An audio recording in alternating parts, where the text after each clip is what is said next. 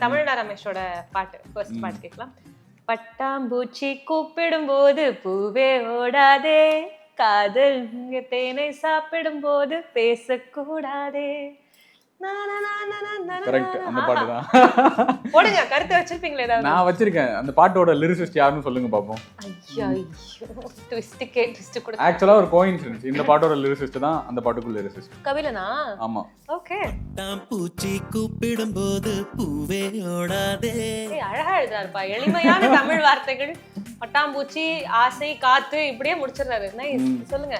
காதல் தேனை சாப்பிடும் போது பேசக்கூடாதே. அதுல ஒரு லைன் வரும், மாலையில் பொன் மாலையில் உன்மடி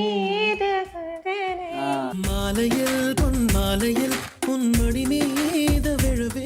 அந்த லைன்லாம் போறப்ப அந்த ஒரு பீரியடா ஒரு மியூசிக் இருக்கும்ல.